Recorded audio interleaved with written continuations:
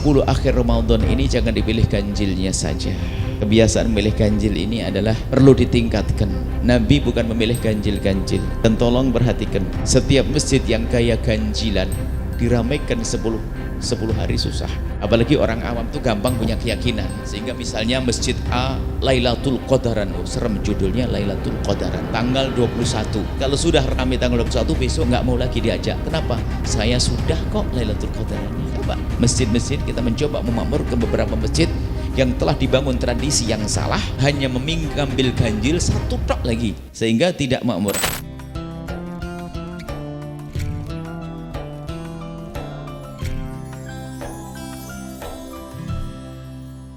Adapun amalan-amalannya bebas sebetulnya amalannya. Yang penting di malam-malam semacam ini Anda kalau punya waktu ibadah itu Anda bagi 3. Ibadah itu bagi 3. Setiap malam, setiap hari. Yang pertama ibadah seperti orang lain ibadah, sujud, rukuk, baca Al-Quran itu ibadah. Sepertiga lagi ibadah yang seperti ini kita lakukan, merenung. Kenapa aku kok tidak pernah ragu ngambil yang haram sampai tahu? Kenapa aku masih urusan dengan riba? Kenapa aku masih sering melihat yang haram? Jadi sepertiganya merenung. Inilah ibadah yang sering dilupakan hamba Allah, sehingga kata Imam Ghazali menjadi orang tertipu di dalam hidupnya. Tidak pernah menghadirkan renungan. Jadi merenung ini ibadah, bahkan lebih bagus daripada ibadah 1 tahun. Jadi Anda jangan sampai tidak punya waktu untuk merenung. Bahkan mungkin Anda merenung dengan catatan-catatan, oretan, aku begini. Biar mantep kesadaran kita. Kalaupun kita pendosa, maka menyesal kita serius menyesal. Dan penyesalan yang serius itu hakikat tobat, al-tobatu an-nadamah. Namanya bertobat adalah nyesal. Ini perlu dihadirkan renungan, insya Allah nanti urusan kepada Allah satu demi satu kita hadirkan di pertemuan yang akan datang insya Allah. Kemudian amalan-amalan bebas. Amalan terbaik yang harus kita lakukan itu adalah tentu sholat fardu. Jangan tertipu Anda. Beribadah itu harus ada ngerti ilmunya, prioritas. Ibadah terpenting di dalam urusan sholat adalah sholat 5 waktu. Tingkat kedua nanti adalah sholat sunnah qabliyah ba'diyah yang dikukuhkan. Kalau Anda bingung yang dikukuhkan, sudah ambil saja qabliyah ba'diyah semuanya, kecuali ba'diyah asyar tidak ada, sama ba'diyah subuh tidak ada. Anda pastikan Anda punya qabliyah ba'diyah. Kemudian setingkat dengan qabliyah ba'diyah, mendekati fardu itu pahalanya adalah sholat ba'diyah sholat witir. Kemudian sholat duha.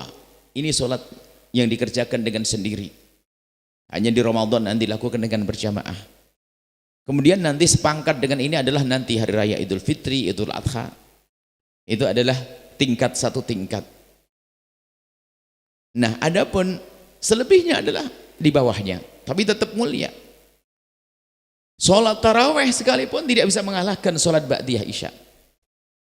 Jangan sampai Anda sholat taraweh berrokaat-rokaat tapi tidak sholat ba'diyah isya.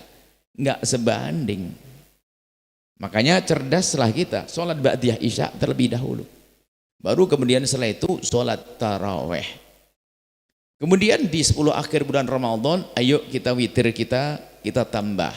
Biasanya 3, ayo menjadi 5, menjadi 7, menjadi 11. Kemudian ada tambahan misalnya sholat tasbih itu, biarpun sholat tasbih itu martabatnya martabat ketiga. Martabat sholat tasbih itu martabat mutlak. Biarpun ada berita sengaja sholat tasbih, karena kami sudah husnudon, semuanya sudah melakukan sholat sunnah, witir dan yang lainnya. Sholat tasbih itu martabatnya jauh di bawah sholat witir, di bawah sholat duha. Biarpun berita tentang sholat tasbih adalah akan diampuni begini, tapi sholat tasbih masih sekelas-kelas mutlak. Maka dari itu dahulukan ba'diyah, qabliyah ba'diyah. Sholat witir harus jadikan sholat witir kebiasaan kita yang tidak bisa ditinggalkan. Biarpun hanya 3 rakaat witir. Makanya nanti setelah keluar dari bulan Ramadan, Anda harus punya waktu di tengah malam bangun, biarpun hanya 10 menit. 10 menit. Pendek banget 10 menit dari 24 jam. Ini minimal. 10 menit atau 15 menit Anda sholat 2 rakaat. Ibadah ya, minimal nanti. Minimal itu maksudnya orang yang kelas malas. Kalau sudah minimal tidak diambil, tidak tahu ini kelas apa. Minimal Anda sholat 2 rakaat, Anda niatkan sholat 2 rakaat ini adalah sholat wudhu Anda. Kalau Anda di masjid, sholat wudhu Anda, ada sholat hajat Anda, ada sholat istikharah Anda, lintaskan dalam hati niat bersama-sama.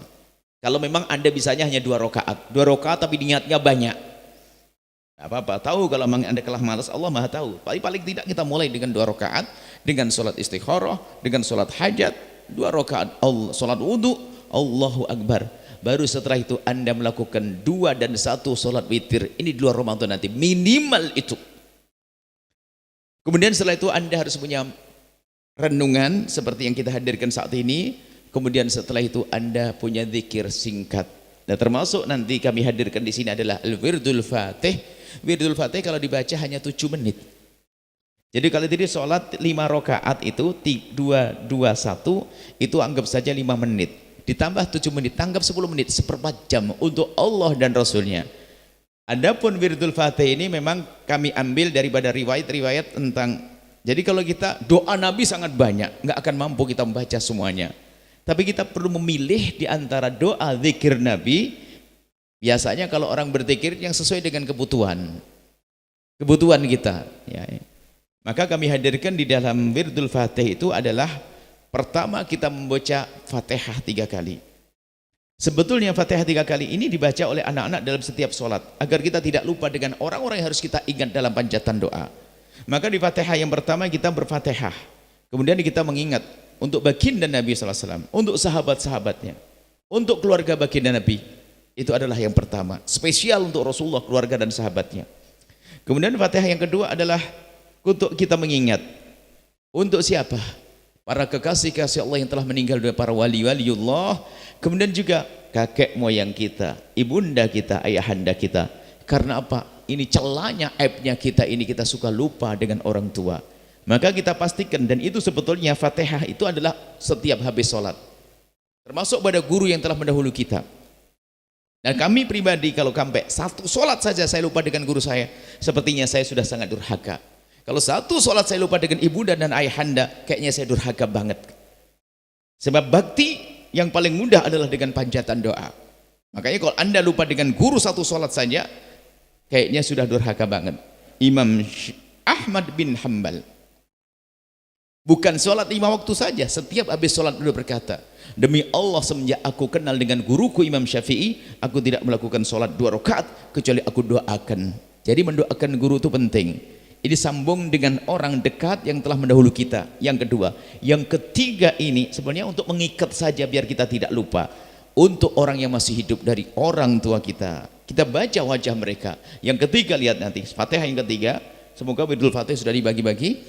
Baru kalau belum besok insya Allah mengambil di sana, di luar sana diambil. Yang ketiga Fatihah untuk orang-orang yang dekat dengan kita, ayahanda, ibunda, guru, anak-anak, saudara, kerabat dan sebagainya. Kita hadirkan dalam panjatan doa. Semakin kita sering mengingat mereka dalam panjatan doa, itu akan menumbuhkan cinta. Kemudian setelah itu kita masuk zikir, apa? Istighfar, berdamai dengan Allah. Kita pasti punya banyak dosa, tapi maka istighfarlah yang serius, yang khusyuk dengan menyadari dosa mata kita, dosa telinga kita. Astaghfirullahaladzim, astaghfirullahaladzim, astaghfirullahaladzim. Dan Wirdul Fatih nanti kita baca setelah sholat tasbih. Cuman di rumah Anda suka-suka malam setelah tahajudan, pendek 7 menit. Coba nanti dijawab 7 menit, paling lama 10 menit. Setelah baca istighfar nanti ada istighfar khusus untuk orang tua. Li waliwalidayya, li waliwalidayya, jangan untuk kita lupa, khusus, sangat khusus dengan ayah ibunda kita. Setelah itu kita baca salawat kepada baginda Nabi SAW. Kalau kita bersalawat sekali kepada baginda, Allah balas 10 kali salawat. Dan salawat Allah itu apa? Pengkabulan doa, mengeluarkan kita dari kegelapan menuju terang. Walladzi yusalli alaikum wa malaikatuhu liyukhrijakum minadh-dhulumati an-nur. Kalau kita bersalawat kepada baginda, Allah balas salawat 10 kali. Man shalla alaiya marratan sallallahu alaihi biha asyra. Kita bersolat kepada Nabi sekali, Allah balas 10 kali. Solawat Allah apa? Liyukhrijakum minadh-dhulumati ilan nur, untuk mengeluarkan kalian dari kegelapan menuju cahaya. Maka bersalawat kepada baginda Nabi, kita membaca solawat terbaik, yaitu namanya solawat Ibrahimiyah, solawat yang sudah Anda hafal, yaitu solawat yang Anda baca waktu Anda bertasyahud akhir. Enggak ada solawat yang melebihi itu. Itu salat Ibrahimiyah, paling bagusnya salat. Kenapa? Karena salat itu yang membuat adalah yang membaca adalah baginda Nabi sallallahu alaihi wasallam. Kemudian setelah itu ada salawat Fatih, karena itu wirid Fatih. Salawat Fatih itu adalah maknanya Fatih itu pembuka. Kalau Anda dengar maknanya Allahumma shalli wa sallim ala sayyidina Muhammad. Ya Allah, salawat dan salam limpahkan kepada baginda Nabi Muhammad. Kita mulai dengan Al-Bashir. Kami ambil 2 sifat Nabi, wan nadhir. Kita harus sadar Nabi itu Bashir, yang datang membawa kabar gembira, keindahan, indah dalam rumah tangga, indah dalam keluarga, indah dengan sesama, indah dengan Allah. Al-Bashir, indah di sorga. Kemudian Wan-Nadhir, sifat Nabi juga yang mengingatkan kita agar kita tidak zalim kepada sesama, agar kita tidak jahat kepada orang tua, agar kita tidak salah mendidik anak, agar kita tidak berbuat dosa kepada Allah. An-Nadhir, jangan-jangan. Maka Al-Bashir wan-Nadhir. Makanya biasanya ini sangat tepat bagi orang mulai dalam mengajak kepada kebaikan, dakwah. Al-Bashir wan-Nadhir, ciri dakwah Bashir wan-Nadhir. Alladzi tanfatihu bi abwabul khairi, yang dengan baginda Nabi akan terbuka segala pintu kebaikan. Harus kita yakini pintu kebaikan, semua pintu kebaikan adalah pintunya Nabi Muhammad. Kalau sudah dikukuhkan oleh Nabi adalah pasti kebaikan. Suka atau tidak suka kita, maka dengan Nabi akan dibuka pintu kebaikan. Wa tanqaliqu bihi abwabus syarri, dan tertutup dengan baginda Nabi sebab kejahatan, karena Nabi itu menghentikan kemungkaran. Agar kita semakin dekat dengan Nabi, menyadari sifat mulia Nabi. Wa ala alil athhari wa ashabil akhyari, dan jangan lupa bersalat kepada keluarga yang disucikan oleh Allah dan para sahabat-sahabat yang baik. Itu asal salawat Fatih. Nanti ada. Kemudian setelah itu kita baca la ilaha illa anta subhanaka inni kuntu minadh dhalimin. Itu adalah istighfarnya Nabi Yunus. Kisah Nabi Yunus itu adalah di saat beliau di dalam gelapnya malam, di dalam gelapnya perut ikan, di dalam gelapnya lautan. Artinya gambarannya orang adalah dirundung musibah, orang dirundung ujian. Dengan baca la ilaha illa anta subhanaka inni kuntu minadh dhalimin. La ilaha illa anta, ya Allah, tidak ada Tuhan kecuali Engkau. La ilaha anta subhanaka, maha suci Engkau ya Allah, ini sungguh aku orang yang berbuat dolim, dolim kepada diriku sendiri, banyak dosa, banyak maksiat. Maka itu istighfarnya Sayyidina Yunus alaihissalam, baca itu, dan Nabi mengajarkan kita untuk membaca itu. Maka ini merenungi, memang kita modelnya kayak semacam itu, kita sering dolim pada diri kita sendiri. Kita baca la ilaha anta subhanaka inni kuntu minadh dhalimin. Kemudian setelah itu ada doa perlindungan, a'udzu kalimatillahi tammati min syarri ma khalaq. Kita sering takut dengan sesuatu yang mengganggu kita dari makhluk-makhluk Allah. Maka dengan ini insya Allah aman. Kalaupun ada yang menimpa kepada kita, tidak akan menjadi sebab kita jauh dari keimanan, jauh dari Allah. Kalaupun ada a'udzu kalimati tammati min syarri ma khalaq. Kemudian bismillah, dengan nama Allah. La yadurru ma asmi syai'un fil ardi wala fis sama' wa was samiul alim. Kita doa minta perlindungan dari Allah sehingga tidak akan membahayakan bagi kita. Maksudnya apa? Kita saat ini berkumpul dengan bermacam-macam, lihat. Jangan sampai handphone kita ternyata merusak kita. Kita minta bismillahirrahmanirrahim. Dzurru ma'asmi syai'un fil ardi wala fis sama. Handphone kita insya Allah tidak berbahaya. Televisi kita tidak berbahaya. Kendaraan kita tidak berbahaya. Kita perlu. Maka waktu baca bismillahirrahmanirrahim, kebayang apa sih yang paling ganggu kita saat ini? Bismillahirrahmanirrahim. Ma'asmi syai'un fil ardi wala fis sama wa samiul alim. Kelihatannya handphone akan kita belikan untuk anak kita, untuk kebaikan, biar komunikasi dengan kita. Cuman bisa saja handphone merusak anak kita. Kita minta penjagaan dari Allah. Bismillahirrahmanirrahim. Hadirkan makna itu. Kemudian saya itu subhanallah walhamdulillah wa la ilaha illallah, namanya al-baqiyatus salihah, adalah tanaman surga. Sehingga itu kita baca, ya, tanaman surga yang bercocok tanam di surga, insyaallah menjadi ahli surga. Kemudian setelah itu kita baca qul huwallahu ahad, qul a'udzu falak, qul a'udzu binnas, itu pendidikan dari Nabi untuk menjaga kita. Kemudian setelah itu ayat kursi. Nah, untuk qul a'udzu falak, qul a'udzu binnas dan ayat kursi ini spesial kami sampaikan juga, Itu yang dilakukan Nabi itu menjaga diri beliau sendiri. Kalau kita hendak tidur di tengah malam, maka ini ilmu juga tambahan. Setelah itu Anda tidak usah takut dengan yang namanya sihir. Orang mukmin takut dengan sihir. Kalaupun mengena kita nggak akan berbahaya kalau kita yakin dengan ajaran Nabi. Jangan bingung urusan sihir. Jangan bingung urusan santet. Cukuplah Anda membaca ini. Jadi kalau Nabi hendak tidur, Nabi membaca qul a'udzu birabbil falaq dan qul a'udzu birabbin nas. Ada riwayat lain ditambah dengan ayat kursi, lalu ditiupkan di tangan beliau, diusapkan di wajah beliau dan sekundur badannya. Itu kalau kita yang dewasa. Tapi kalau anak-anak kecil kita bacakan, Nabi membacakan untuk anak kecil. Sayyidina Hasan Hussein kita bacakan, baca qul a'udzu falaq, qul a'udzu birabbin nas, kemudian baca ayat kursi, kita tiupkan di tangan, kita usapkan di wajah anak kita dan badan anak kita, agar tidak diganggu oleh apapun yang bakal membahayakannya. Bukan urusan jin, kalau jengking dan ular pun. Ini maksudnya ini penjagaan diajarkan Nabi. Kemudian setelah itu membaca Al-Fatihah, mohon maaf. Setelah baca Fatihah, ayat kursi tidak ada di sini. Cukup falak bin nas. Nanti kita tambahkan. Setelah itu baca Al-Fatihah. Kemudian setelah baca Al-Fatihah, amanar Rasul. Ada satu riwayat hadis Muslim. Hadis Muslim, kenapa kita jadikan di pungkasan itu? Ada suatu ketika pintu langit dibuka. Malaikat Jibril dengan baginda Nabi, pintu langit dibuka. Ternyata malaikat turun. Dan malaikat itu, absyir ya Muhammad bin Nuraini, wahai Muhammad, bergembiralah dengan dua cahaya. Nabi diberi kabar gembira bahwa ada dua cahaya. Utitahuma lam yu'ta ahadun min qablik. Wahai Nabi Muhammad, ada dua cahaya yang diberikan oleh Allah untukmu dan tidak pernah diberikan kepada nabi-nabi sebelumnya. Wa ma huma? Nabi bertanya, apa itu? Dijawab, Fatihatul Kitabi wa Khatimul Baqarati. Surat Al-Fatihah dan pungkasan surat Baqarah. Ma qara'ta harfan minha, kau tidak membaca satu huruf pun kecuali menjadi sebab dikabul doamu. Illa wa utita, kecuali engkau dikasih. Maka dari itu biasanya tradisi yang para ulama kalau habis doa atau sebelum doa ada Al-Fatihah. Itu adalah mengambil hadis ini. Ada orang mengatakan merendahkan cara berbuat baik. Ini apaan? Setiap doa ada Fatihah. Kenapa ada Al-Baqarah? Ini suatu ketika ada videonya kami disuruhkan ajib. Ini orang tidak membaca hadis, mengejek, habis doa langsung Fatihah. Memang Quran Fatihah saja, kan ada Baqarah, Yasin.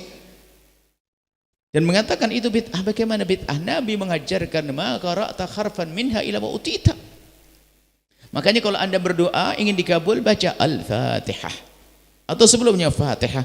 Untung-untung double khawatimul Baqarati. Amanar Rasul bima unzila ilaihi min rabb. Itu adalah bacaan, dan itu kami hadirkan dalam Firdul Fatih.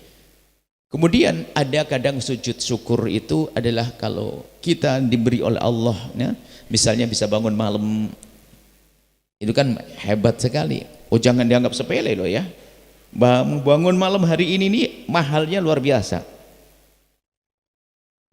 Ini mahalnya meninggalkan kasur empuk, bantal dan sebagainya. Ini pilihan Allah.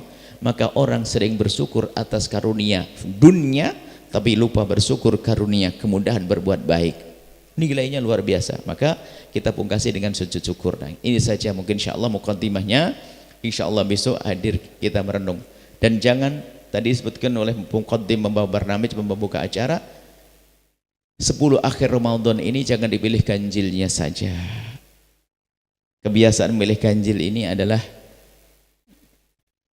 perlu ditingkatkan. Nabi bukan memilih ganjil-ganjil.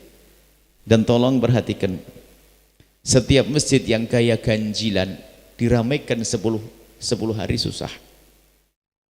Apalagi orang awam tuh gampang punya keyakinan. Sehingga misalnya masjid A Lailatul Qadaran, oh serem judulnya, Lailatul Qadaran, tanggal 21. Kalau sudah ramai tanggal 21, besok nggak mau lagi diajak. Kenapa? Saya sudah kok Lailatul Qadarannya. Coba masjid-masjid kita mencoba memakmurkan beberapa masjid yang telah dibangun tradisi yang salah, hanya mengambil ganjil satu tok lagi sehingga tidak makmur. Alhamdulillah di masjid ini kita biasakan dari 10, bahkan kita mulai 20 sudah masuk kita. Hari ini tanggal 20. Sebagian mengatakan 21 hari ini, nggak ada masalah. Kita mulai hari genap pun di sini ramai. Hari genap pun di sini ramai, sudah biasa. Karena tidak hanya kita pilih dari ganjil, tidak. Tapi sebagian masjid yang membudayakan hanya ganjil satu susah diramaikan. Sebab orang awam tuh kalau merasa Lailatul Qadar ini sudah selesai, kan saya ngejar Lailatul Qadar, saya dapat kemarin. Atau disuruh, ayo Lailatul Qadar malam ini di masjid saya. Oh, saya kan masjid saya tanggal 27 nanti. Nah, 27 mudik. Macam-macam. Jadi pastikan Anda baginda Nabi yang beliau adalah berjalan dengan wahyu, petunjuk dari Allah, boleh menghidupkan 10 akhir Ramadan ini full diajak istri-istri beliau. Diajak istri-istri beliau. Kemudian keluarga beliau dibangunkan. Itulah cara Nabi SAW. Kemudian bagi ibu-ibu yang di belakang, kalau ternyata pas di Lailatul 10 akhir Ramadan ini lah kok tertimpa kebiasaannya haid, mohon maaf, bukan berarti Anda selesai iktikafnya, tapi Anda bisa di rumah tetap bangun. Sebab yang mendapatkan Lailatul Qadar bukan hanya orang suci, Ibu. Biarpun haid bisa dapat Lailatul Qadar asalkan Anda hidupkan malam itu. Cuman bedanya tidak pakai sholat, akan tapi cukup berzikir, baca sholawat di malam itu, sama nanti dapatnya. Rindu Anda datang ke masjid sudah diberi oleh Allah pahala. Memang nggak ada itikaf bagi orang haid. Di rumah nyiapkan kopi buat suami yang mau ke masjid, anak-anaknya dan seterusnya. Jangan seperti sebagian ibu-ibu, kalau sudah haid libur full, puasanya libur, tahajud libur. Memang tahajud gak ada, puasa tidak ada, tapi dia bisa berbuat baik di malam itu. Tolong biasakan Bu ya, kalau sudah haid lumayan sambil duduk nemeni suami sholat, duduk nemeni anak-anak sholat. Durasi waktunya sama. Kalau waktu aku suci aku 1 jam, bangun juga 1 jam, kalau perlu lebih karena Anda tidak sholat. Seperti itu. Jangan sebagian orang libur betul. Nah, tidak ada libur ibadah agar Anda mendapatkan Lailatul Qadar, mendapatkan kemuliaan malam yang lebih bagus daripada 1000 bulan. Ini saja, mari kita sholat tasbih berjamaah. Kemudian setelah itu nanti malam ada qiyamul lail. Bagi yang tarawihnya belum sempurna, diniatkan untuk nyambung tarawihnya nanti qiyamul lail. Jadi ini sholat tasbih. Adapun cara sholat tasbihnya adalah mudah, membaca membaca tasbih 15 kali sebelum Fatihah. Kemudian setelah Fatihah membaca surat, membaca tasbih 10 kali. Setelah baca waktu rukuk tasbih 10 kali, waktu i'tidal tasbih 10 kali, waktu sujud tasbih 10 kali, waktu duduk di antara tasbih 10 kali, waktu sujud lagi tasbih 10 kali, 75. Setiap satu rakaat 75. Dan itu pun artinya kalau kelewatan ditambalkan di belakangnya, jangan dianggap tidak sah. Ya Allah, saya lupa belum tasbihan. Gimana? Disambung di belakangnya, dikodok, disusulkan. Misalnya yang pertama 15 belum, langsung dijadikan 10 berikutnya.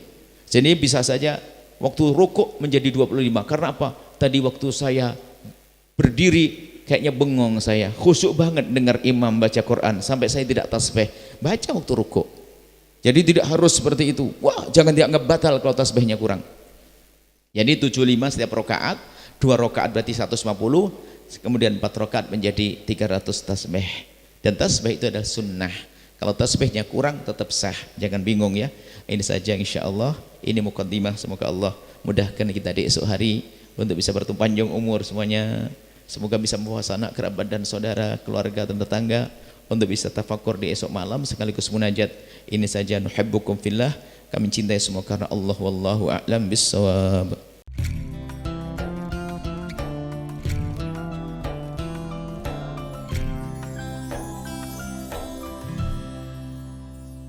Sahabat Al-Bahjah TV, setelah menyaksikan video ini, jangan lupa bersolawat kepada baginda Nabi Muhammad.